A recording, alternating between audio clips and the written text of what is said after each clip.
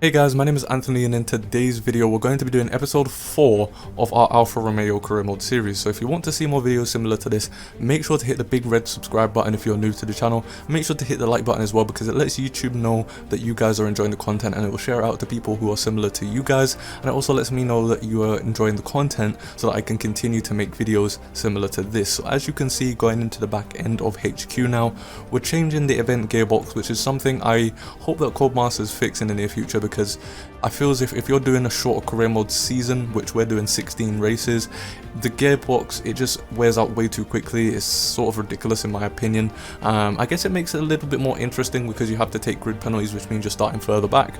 However, you know, it's not really all that great, to be honest. I have to keep switching out gearboxes, and as you can see, we ended up purchasing the development feedback drivers perk, because I asked you guys in the comment section below in the previous episode which drivers perk should I purchase. Sadly, none of you guys got back to me, so I just decided to go with the development feedback.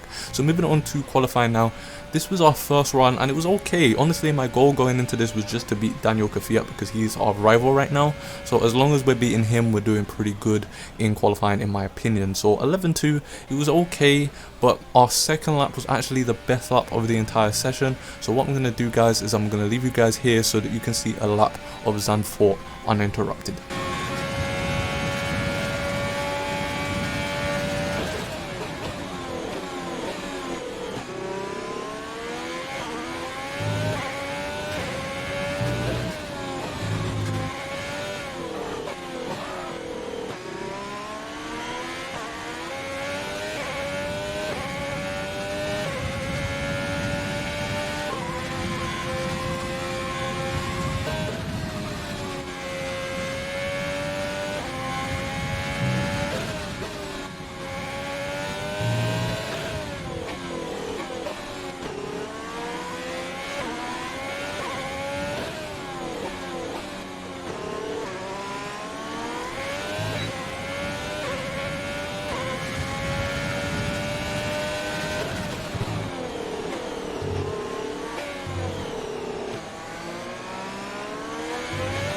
So yeah, as we come up to the final braking zone here at Zandvoort, there was a few mistakes that we did make in this lap. However, it was a pretty good lap and we did improve by a good couple of attempts here. As we come up to the line, we ended up doing a 1 minute 10.849, which was good enough to put us in 15th place, just 1/10 quicker than our teammate Giovinazzi. So I was pretty happy that we made it into Q2, but also disappointed because the two AlphaTauris were doing pretty well respectively anyway. So moving on to Q2 now. This first lap was pretty good. You know, it was slower than our previous lap there in Q1. It was an 11.3. So yeah, roughly about 5/10 slower. And then moving on to our second lap, which was our quickest lap in Q2, we did improve by a couple of attempts, but there just wasn't as enough aggression going into this lap. I wasn't throwing the car in like I was before, and it did cost us a little bit of time. So it was our fastest lap in Q2. However, it wasn't our fastest lap overall. It probably was our cleanest lap overall though, as we did 1 minute 11.003, which only was good enough to put us in 14th place. However, we did in fact beat Daniel Kvyat, so I was pretty happy about that. Even though we had that grid penalty, we still beat him. So what I'm going to do is I'm going to leave you guys here now, and we're going to move on to the race.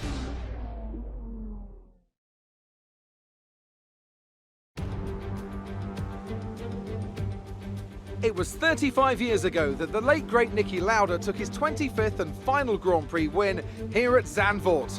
He came from 10th on the grid to beat his McLaren teammate Alain Prost by just 0.2 of a second. Well, Zandvoort is a very different circuit today, of course, but still one with an incredible legacy. And we're going to add to that. Welcome along to the 2020 Dutch Grand Prix. 2.6 miles then make up a lap here at a wet Zandvoort circuit, where some tricky braking zones and sudden drops can make it all too easy to slide off into the gravel. There are 14 corners overall and a 678-metre main straight, providing the best chance for overtaking. Also here, of course, is Anthony Davidson. Let's talk about the Iceman. There's a new gearbox in the back of that car, which means a grid penalty. Hopefully some excitement as they make their way through the field. Fingers crossed that's one failure they won't have to worry about today at least. There's not much of a silver lining to starting down the field with a penalty, but I think they'll be able to make some of that back up over the course of the race. With the race minutes away from starting, here's what today's grid rundown looks like. Lewis Hamilton lines up on pole position, and it's Charles Leclerc in P2. Looking down the rest of the grid, we have Vettel, Verstappen, Alexander Albon, and Sainz, Norris, Perez, Stroll, and Daniel Ricciardo. Bottas, Gasly, Daniel Kvyat, and Giovinazzi. Magnussen, Grosjean, George Russell, and Iceman. They've taken a grid penalty. Latifi and Esteban Ocon rounds off the grid. Which of these talented drivers will come out on top today? Hey guys, so here we are now just before the race, and you can see it's in wet conditions. The race strategy actually says that we're going on intermediates to intermediates, but clearly the weather forecast says that it's going to be dry throughout the race, more towards the middle, and then it will sort of really dry up towards the end. So I don't know why they've got the strategy as intermediates to intermediates. But yeah, we did get a 5-place grid penalty because we took a new gearbox at the beginning of the episode. So instead of starting in 14th like we originally were going to because of our qualifying position, we're starting in 18th because Ocon also got a 10-place grid penalty, meaning that he is below us. So what we're going to do is hopefully get stuck in. I think the previous race at China was also a wet race, so it'll be interesting to see if I can make up some positions whilst it's still raining, and then hopefully keep those positions whilst when it dries up later on in the race. So I'm going to go into the formation lap now, and I'll see you guys once the formation lap has been finished. Okay guys, so here we are now, just finished the formation lap, and let's see what we can do in today's race. 36 laps here at Zandvoort. So it's going to be a little bit more of a longer one, but let's see what we can do here today. Got 5 lights. And away we go. Oh, can't get the power down there, wet conditions. Gonna go down on the inside of Grosjean, I believe. Already caught up to my teammate. Got Magnussen here. Oh, just gonna slip down the inside here of Magnussen. What a cheeky little move there. Just not even caring about any of them. Alright, well, we're already near our rival Kvyat, so pretty happy with that start. I think we made up about 5 positions, maybe 4. Yeah, there's Magnussen passing us again, but we get the better line through the corner. Okay, so it looks like it's going to be one of those races again where I'm really going to have to concentrate, especially in the wet weather, because I'm not really that confident on this track. I've not really been driving it much, to be honest, on this game. I don't really think it's going to be a great track for league racing, so I'm not really bothered to drive it too much. But this is a good opportunity to really see what it will be like in race conditions. So I'm going to get my head down and see what I can do as we come up to the end of the first lap here, guys. So if I'm not talking in this one, it's because I'm concentrating a lot, but I'll probably cut out all the parts where I'm not talking all that much. So I'll see you guys the next time something interesting happens. Okay, so we're on lap 3 now, beginning of lap 3. The rain is, I think it's coming down a little heavier than it was on lap 1, I'm not too sure, but we've managed to close the gap on Kvyat that we had lost due to our little scrap with Magnussen. So it does show that we are still in some sort of pace. Jeff's literally just said that the track's gonna dry out soon. So doesn't look like we're gonna spend as much time on the wet conditions as I thought initially. So I'm not sure if that's a good or bad thing, to be honest with you, because the AI, I think the AI are pretty good around here. I'm not too sure. As I said, I've not really raced around here. But as you can see, Kvyat's getting away from us again. I think I'm just really weak in that second sector of the track. I think the last sector and the first sector are my best. Not really been using our overtake either, so probably going to have to use that a bit more as well. Could also explain why they're getting away.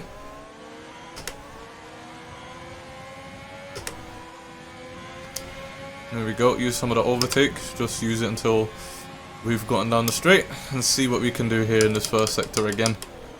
But yeah. Okay, Jeff just letting us know how far we are from Giovinazzi. Don't really care all that much right now.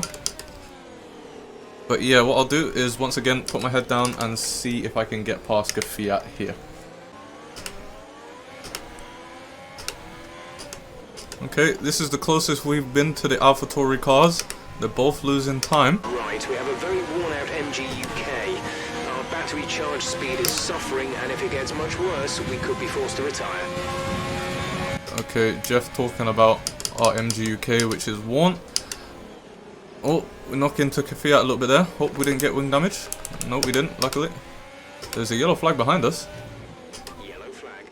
Or ahead of us, apparently. I'm not too sure what's going on here. Oh, I see the green dot moving slow. Is Valtteri Bottas retiring? It looks like it. There we go. There's a confirmation. Valtteri Bottas is out of this GP. Okay, clear. So I think in the 3 races or 4 races that we've done so far, we've had 3 pretty significant retirements in those races. So it's definitely putting into question some of the top teams' reliability on their cars. But yeah, speaking of reliability, I'm not sure what's going on in terms of when you have a shorter season here on F1 2020. It seems as if when you have a shorter season, the engine components and stuff just, they wear so quickly compared to what they usually would. Because usually some of these components, it would take, you know, at least 4 races before you even shown a little bit of wear. But it's only the 4th race, I believe, and I've already had to change my gearbox. So, you know, this sort of thing does need to be fixed, because it's going to be a pain to have to continue taking grid place penalties because the gearbox is wearing out a lot faster than it should be. Looks like some of those puddles are clearing. We're still on the right time for the time being, but we're not a million miles away from slick conditions. Okay, well, it stopped raining, so we're definitely going on to dry conditions soon. But as I was saying before, the gearbox, I was checking it last race. I don't know if I showed it in the beginning of this episode here, but I was checking it and it was at 70%. And once you start to reach those sort of numbers on your gearbox, you start to get a few issues happening with your gearbox. So that's why I didn't want to take the risk and use it in this race. But the fact that it's only been 3 races and the gearbox is already at 70% is kind of ridiculous. Especially when you're supposed to have 6 races with a particular gearbox. So let me know in the comment section what you guys think. Are you having troubles with your gearbox? Because I have had a few comments from some people asking about the gearbox issue, but I never really had an answer to them because I didn't really play my team as much. So now that I'm playing career mode a lot, I've definitely experienced what you guys are experiencing. So I definitely want to know if some of you guys are experiencing it as well, who haven't maybe talked about it before. And hopefully, if maybe enough people complain about it, Codemasters will try to do something about it, because it is quite ridiculous. Alright, so we're now on the hard tires. I've decided to go on the hard tires because I'm not sure how long the hard tires last around here, but I'm hoping that they last long enough to go to the end of the race, so that I don't need to pit anymore. As you can see, Gasly's gone on the softs, so he's obviously not going until the end. I mean, he's probably doing a 2-stop here. So he's going to stop one more time to go on the mediums. So, you know, as long as I keep within a pit stop of him, I should be okay. However, the hard tires right now in these conditions, there is not really any grip on them at all. So it's actually quite difficult to drive, but I'm hoping as time goes on, they'll become a little bit more drivable. Okay, as each lap goes by, I'm definitely getting more and more confident on the throttle. However, we are still on the hard tires, so the 2 Alfa Romeos behind me and the 2 Alfa Tauris, sorry, in front of me with Perez are still going to be lapping quicker than me. But once again, as long as I can stay within a pit stop, I'm hoping that these tires will be going to the end. It should do. So that will give me quite a big advantage on some of these guys moving forward into the later laps. Yep, the pace is looking steady. Continually getting quicker and quicker. Not only is the car getting lighter, and the tyres are getting a little bit more worn in, but the track is getting drier, so working up that pace right now. Other than that one corner, seem to be doing okay with the lockups as well. So again, just keep our head down. Seems as if the guys in front are lapping about, I'd say maybe a second or so quicker than me right now. So they'll probably be outside of the pit stop range in about maybe 15 laps or so. I'm not really sure how long the pit stop is. I think it's about 20 seconds. Maybe a bit longer. I'm not too sure. So as long as they pit within the next, say, 10 laps or so, we should be okay. I'm assuming they will. I don't see how they will stay on the softs for this long. So I don't know if our pace is just really good right now, or if the soft tires are going off already. But we're definitely making a gap on Grosjean and our teammate. So I'm assuming that the soft tires have started to go off. So it seems as if we will stay within a healthy distance of the guys ahead. Which again, it just gives us a big advantage going towards the end of the race. And we're still going quicker at the moment, so you know, our pace is looking quite good on these hard tyres at the moment, relative to everybody else around us. And there you go. There's Gasly in for his medium pit stop. So is my teammate. So the goal is now to keep Gasly behind, because I'm pretty sure that Gasly was in front of Kvyat. So if Gasly is behind us, then Kvyat will be behind us as well. And since he is our main rival at the moment, he is the main person I want to beat. Even if we don't get points, still want to beat him in the race here, because that's extra bonuses that I can get later on. Right, so looking at my tyres, front left's at 37% and we've got 11 laps to go. I think we can make it on the hard tyres. It's all about keeping the Alfa Tauris behind us. That's the goal of today's race. I'm not 100% bothered if Norris overtakes us here. I'm still going to try and fight for 9th position, sorry, because I still want as many points as I can get. But it's all about keeping the Alfa Tauris behind us. That's all I care about this race.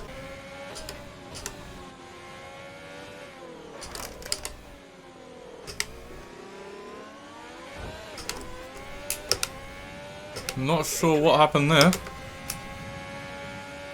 I went a little bit wide going into that corner, and it seems as if we've knocked Lando Norris off.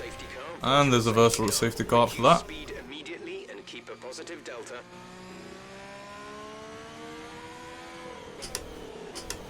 Didn't really mean to do that, but at the end of the day, I was in front, so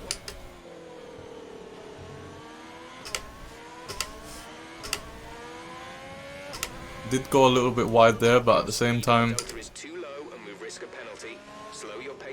I was at the edge of the track. There was nowhere else I could really go but off the track. This is your final lap of the race. It's the final lap now of the race. We've shown some pretty consistent pace on these hard tyres the entire time. As you've just seen, we've got the fastest lap of our race, even though we've been on these tyres for a good amount of time. I think 20 laps there. But as you can see, Lewis Hamilton ends up taking the Dutch Grand Prix. He actually almost lapped us there, which is kind of concerning. This shows that Mercedes' pace around here is ridiculous.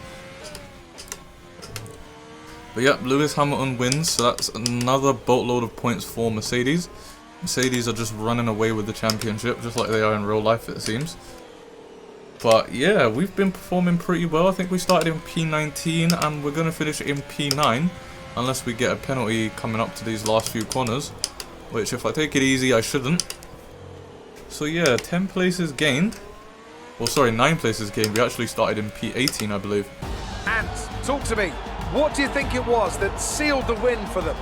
I feel like consistency was probably the key today. There's being quick, and then there's being quick lap after lap after lap.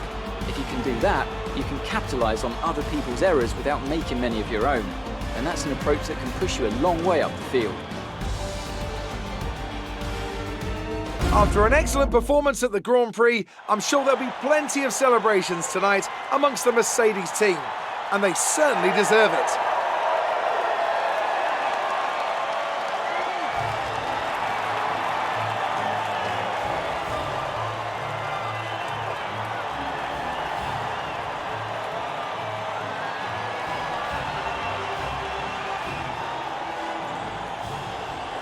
Okay guys, so we made the one stop work and we managed to get ourselves in the points, getting 2 points, but the final results are Lewis Hamilton with the fastest lap, so he gets 26 points, and then joining him on the podium is the 2 Ferraris, believe it or not, Vettel and Charles Leclerc. And then we've got Max Verstappen and Alex Albon in P4 and 5, and then we've got Sainz, Ricciardo, Stroll, myself, and then Gasly rounding off the top 10. And then outside of the points we've got Kvyat, Perez, my teammate Giovinazzi, Ocon, Grosjean, Magnussen, Latifi and Russell, with Lando Norris and Valtteri Bottas being in the retirement section. So moving on to the standings now, what does that do? It actually brings Lewis Hamilton to just 3 points underneath Valtteri Bottas because he didn't gain any points from retiring. And ourselves, we actually dropped down into 9th place with Daniel Ricciardo taking our position. We've got the same amount of points, so I'm assuming it's because Daniel Ricciardo has finished higher than us in more races. That's why he's above us. But for the constructors, we stay in 8th place. We are now on par with AlphaTauri. So if we can get a higher points finish than the 2 AlphaTauri cars next week, then, well, I say next week, I mean next race, then we will be overtaking them. We're losing a little bit of ground to Renault and McLaren, so we'll need to start gaining some points quickly. Giovinazzi, he's not really finishing inside of the points, so it's going to be tough because it's just me. But yeah, what I'm going to do is I'm going to head over to the headquarters and see if there's anything we can do, and if there's not, we'll finish off the race, the episode there. I can't speak for some reason today, so I'll see you guys then. Okay guys, so here we are at HQ. We did get a failed, let me see which one it was. It was the chassis upgrade. That did fail, so what I did is I just redid that. That's going to now come after the Spanish GP. And then we did an ICE upgrade as well, because we can't do any aerodynamic upgrades until the rear wing plates come in. So yeah, that's where we're going to leave it for now. If you want to see more Alfa Romeo career mode episodes, then make sure to hit the like button. It lets YouTube know that you guys are liking the content so that it will share it out to people similar to yourselves. And it also lets me know that you are liking the content so that I can continue to push it out. And also hit that big red subscribe button if you're still new to the channel, because we're trying to hit 2,000 subscribers by the end of the year. So I'll see you guys in the next video.